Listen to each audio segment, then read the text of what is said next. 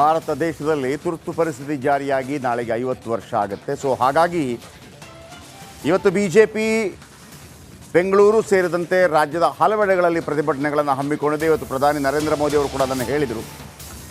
ತುರ್ತು ಪರಿಸ್ಥಿತಿಯನ್ನು ನೆನೆಸ್ಕೊಂಡ್ರು. ತುರ್ತು ಪರಿಸ್ಥಿತಿ ಜಾರಿ ಮಾಡಿ 50 ವರ್ಷ ಹಿನ್ನೆಲೆ ರಾಜ್ಯಾದ್ಯಂತ ಬಿಜೆಪಿ ಬೃಹತ್ ಪ್ರತಿಭಟನೆ. ಬೆಳಗಾವಿ, ಬೆಂಗಳೂರು, ಮಂಡ್ಯ ಸೇರಿದಂತೆ ಹಲವೆಡೆ ಪ್ರೊಟೆಸ್ಟ್. ಜೊತೆಗೆ ಸೆಂಟ್ರಲ್ ಜೈಲಲ್ಲಿತ್ತು ಮೊದಲು ಫ್ರೀಡಂ ಪಾರ್ಕ್ನಲ್ಲಿ, ಅಲ್ಲಿ ಅನೇಕರು ಬಂದಿಯಾಗಿದ್ದರು. ಕೆ ಅಡ್ವಾಣಿ ಅವರು ಕೂಡ ಬಂದಿಯಾಗಿದ್ದರು.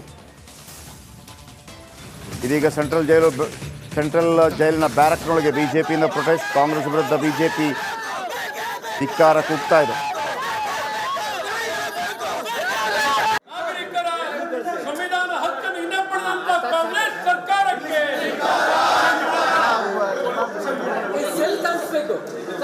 ಸಂವಿಧಾನ ಅಪಮಾನ ಮಾಡಿದಂತ ಕಾಂಗ್ರೆಸ್ ಪಕ್ಷಕ್ಕೆ ಸಾಕು ನಡೀರಪ್ಪ ನಡೀರವಾದ ಒಂದು ಸಂವಿಧಾನಕ್ಕೆ ಅಪಮಾನ ಮಾಡಿದ ಇಂದಿರಾ ಗಾಂಧಿಯ ಬಗ್ಗೆ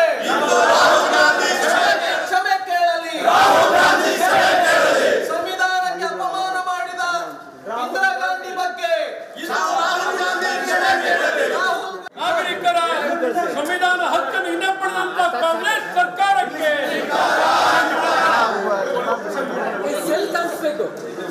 ಸಂವಿಧಾನ ಅಪಮಾನ ಮಾಡಿದಂತ ಕಾಂಗ್ರೆಸ್ ಪಕ್ಷಕ್ಕೆ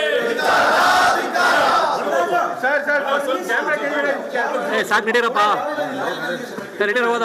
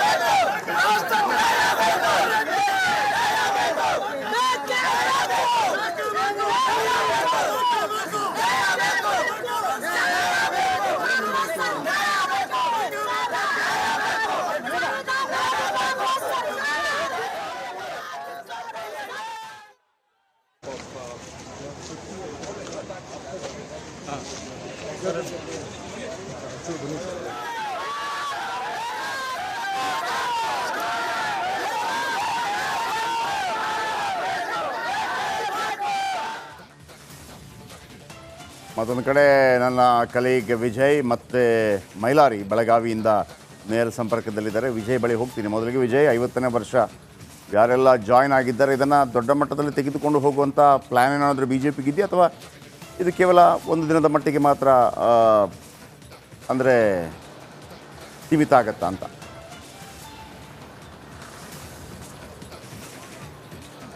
ಜಯಪ್ರಕಾಶ್, 50 ವರ್ಷ ತುರ್ತು ಪರಿಸ್ಥಿತಿ ಏರಿದ ಹಿನ್ನೆಲೆಯಲ್ಲಿ ಅದರ ಸಾಂಕೇತಿಕವಾಗಿ ಇಂದು ಎಲ್ಲ ಕಡೆ ಪ್ರತಿಭಟನೆಯನ್ನು ಮಾಡಲಾಯಿತು. ಅಂದರೆ ಇದನ್ನು ಮತ್ತೆ ಮುಂದುವರಿಸುವಂಥದ್ದು ಅಥವಾ ಮುಂದೆ ದೊಡ್ಡ ಮಟ್ಟದಲ್ಲಿ ತೆಗೆದುಕೊಂಡು ಹೋಗುವಂಥ ಆ ಸಾಧ್ಯತೆ ಇಲ್ಲ. ಇಂದಿಗೆ ಮಾತ್ರ ಅಂದರೆ ಜನತೆಗೆ ಮತ್ತು ಕಾಂಗ್ರೆಸ್ಗೆ ಒಂದು ಸಂದೇಶ ಕೊಡುವ ನಿಟ್ಟಿನಲ್ಲಿ ಪ್ರತಿಭಟನೆಯನ್ನು ಮಾಡಲಾಗಿತ್ತು. ಎಲ್ಲಿ ಹಳೆ ಸೆಂಟ್ರಲ್ ಜೈಲಿತ್ತು, ಆಗ ತುರ್ತು ಪರಿಸ್ಥಿತಿ ಏರಿದ ಸಂದರ್ಭದಲ್ಲಿ ವಾಜಪೇಯಿ, ಅಡ್ವಾಣಿ ಅವರು ಬಂದಿಯಾಗಿದ್ದಂಥ ಅದೇ ಬ್ಯಾರಕ್ನಲ್ಲಿ ಇಂದು BJP ನಾಯಕರು ತೆರಳಿ ಪ್ರತಿಭಟನೆ ಮಾಡಿದ್ರು. ಮತ್ತು ಜೊತೆಗೆ ಈಗ ಹೊಸದಾಗಿ ಅಂತಂದರೆ ಇಂದಿರಾ ಗಾಂಧಿ ತುರ್ತು ಪರಿಸ್ಥಿತಿ ಏರಿದ್ದನ್ನು ವಿರೋಧಿಸಿ ಈಗ ಪ್ರತಿಭಟನೆ ಮಾಡೋ ಜೊತೆಗೆ ರಾಹುಲ್ ಗಾಂಧಿ ಮತ್ತು ಸೋನಿಯಾ ಗಾಂಧಿ ಕ್ಷಮೆ ಕೇಳಬೇಕು ಅಂತ ಒಂದು BJP ನಾಯಕರು ಪಟ್ಟು ನೀಡಿರುವಂಥದ್ದು ಸಂಪೂರ್ಣವಾಗಿ ಒಂದು ರೀತಿಯಲ್ಲಿ ರಾಜಕೀಯವಾಗಿ ಒಂದು ಸಂದೇಶ ಕೊಡುವಂಥದ್ದು. ಯಾಕಂದರೆ ಸಂವಿಧಾನ ವಿರೋಧಿ ಅಂತ ಪದೇ ಪದೇ ಕೂಡ BJP ನಾಯಕರು ಹೇಳ್ತಾ ಇದ್ರು. ಈ ಹಿಂದೆ BJP ವಿರುದ್ಧ ಸಂವಿಧಾನ ಬದಲಾವಣೆ ಸಂಬಂಧಪಟ್ಟಂತೆ ಕಾಂಗ್ರೆಸ್ ದೊಡ್ಡ ಮಟ್ಟದಲ್ಲಿ ಆ ಒಂದು ಹೇಳಿಕೆಯನ್ನು ಸಂಬಂಧಪಟ್ಟ ಕಣಿಸಿತ್ತು. ಈಗ ಸಂವಿಧಾನ ವಿರೋಧಿ BJP ಸಂಬಂಧಪಟ್ಟಂತೆ ಈಗ ಕಾಂಗ್ರೆಸ್ ವಿರುದ್ಧ ತಿರುಗಿಸ್ತಾ ಇರುವಂಥದ್ದು. ಇದೇ ವಿಚಾರವನ್ನು ಇಟ್ಕೊಂಡು ಸಂವಿಧಾನ ವಿರೋಧಿಯಾಗಿ ಆಗ ಕಾಂಗ್ರೆಸ್ ನಡೆದುಕೊಳ್ಳುತ್ತು ತುರ್ತು ಪರಿಸ್ಥಿತಿ ಏರುವ ಮೂಲಕ, ಈಗ ಕ್ಷಮೆ ಕೇಳಬೇಕು ಅಂತ. ಇದಕ್ಕೆ ಪ್ರತಿಯಾಗಿ ಕಾಂಗ್ರೆಸ್ ಕೂಡ ಕೌಂಟರ್ ಅನ್ನು ಕೊಟ್ಟಿರುವಂಥದ್ದು ಹೇಳಿಕೆ ಮೂಲಕ. ಅಂದರೆ ಪ್ರತಿಭಟನೆ ಸಂಬಂಧಪಟ್ಟಂತೆ ಒಂದು ಸಂದೇಶ ಕೊಡೋ ನಿಟ್ಟಿನಲ್ಲಿ ಈಗ ಎಲ್ಲ ರಾಜ್ಯಾದ್ಯಂತ ಎಲ್ಲ ಕಡೆ ಕೂಡ ಪ್ರತಿಭಟನೆಯನ್ನು ಮಾಡಲಾಯಿತು. ಜಯಪ್ರಕಾಶ್. ಥ್ಯಾಂಕ್ ಯು ನಿಮ್ಮೆಲ್ಲ ಅಪ್ಡೇಟ್ಸ್ಗೆ. ಪ್ರತಿಭಟನೆಗೆ ಪ್ರಿಯಾಂಕ್ ಖರ್ಗೆ ಕೂಡ ರಿಯಾಕ್ಟ್ ಮಾಡಿದ್ದಾರೆ. ರೈಟ್, ಇವ್ರಿಗೆ ಎಮರ್ಜೆನ್ಸಿ ಪದಕ್ಕೆ ಸ್ಪೆಲ್ಲಿಂಗ್ ಗೊತ್ತಿಲ್ಲ ಅಂತ ಪ್ರಿಯಾಂಕ್ ಖರ್ಗೆ ರಿಯಾಕ್ಟ್ ಮಾಡಿದ್ದಾರೆ. ಸಂವಿಧಾನಕ್ಕೆ ಕತ್ತು ಬಗ್ಗಿಸಿದ ತಕ್ಷಣ ರಕ್ಷಣೆ ಸಿಗ್ತಾ ಇದೆ ಅಂತ ಅಲ್ಲ, ಹಾಗಂತ ಸಾಕಷ್ಟು ಕಿಡಿಕಾರಿದ್ದಾರೆ ಪ್ರಿಯಾಂಕ್ ಖರ್ಗೆ. ಆಲ್ ರೈಟ್, ಮೈಲಾರಿ ಪ್ರತಿನಿಧಿ ಕನೆಕ್ಟ್ ಆಗಿದ್ದಾರೆ. ಎಸ್ ಮೈಲಾರಿ, ಏನು ಅಪ್ಡೇಟ್ ಇದೆ?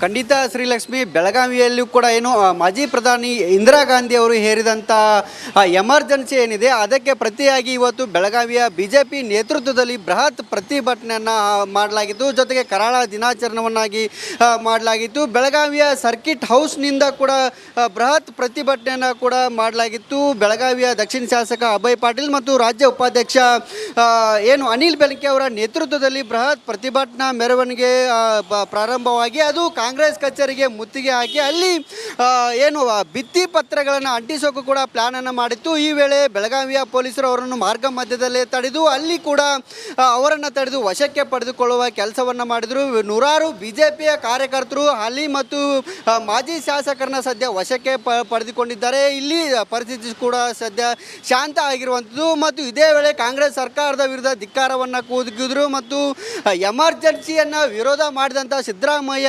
ಮೌನಿಯಾಗಿದ್ದಾರೆ. ಅವರು ಮೌನಿ ಬಾಬಾ ಅನ್ನೋ ನಿಟ್ಟಿನಲ್ಲಿ ಧಿಕ್ಕಾರವನ್ನು ಕೂಗಿದ್ರು. ಈ ಬಗ್ಗೆ ಏನು AICC ಅಧ್ಯಕ್ಷ ಆಗಿರುವಂಥ ಏನು ಮಲ್ಲಿಕಾರ್ಜುನ್ ಖರ್ಗೆ ಮತ್ತು ರಾಹುಲ್ ಗಾಂಧಿ ಕೂಡ ಕ್ಷಮೆಯನ್ನು ಕೇಳಬೇಕು ಅನ್ನೋ ನಿಟ್ಟಿನಲ್ಲಿ ಒತ್ತಾಯ ಕೂಡ ಮಾಡಲಾಗಿತ್ತು. ಈ ವೇಳೆ ಪೊಲೀಸರು ಮತ್ತು ಏನು BJPಯ ಪ್ರತಿಭಟನಾಕಾರರ ನಡುವೆ ವಾಗ್ವಾದ ಕೂಡ ನಡೆಯಿತು. ಸದ್ಯ ಎಲ್ಲ ಅಂದರೆ BJPಯ ನೂರಾರು ಕಾರ್ಯಕರ್ತರನ್ನ ವಶಕ್ಕೆ ಪಡೆದುಕೊಳ್ಳಲಾಗಿದೆ ಮತ್ತು ಕಾಂಗ್ರೆಸ್ ಕಚೇರಿಗೂ ಕೂಡ ಬಿಗಿ ಪೊಲೀಸ್ ಬಂದೋಬಸ್ತನ್ನು ಕೂಡ ನಿಯೋಜನೆ ಮಾಡಲಾಗಿದೆ. ಯಾವುದೇ ರೀತಿಯಾದಂಥ ಅಹಿತಕರ ಘಟನೆಗಳು ಆಗಬಾರ್ದು ಅನ್ನೋ ನಿಟ್ಟಿನಲ್ಲಿ ಈ ಒಂದು ಕ್ರಮವನ್ನು ಕೈಗೊಳ್ಳ.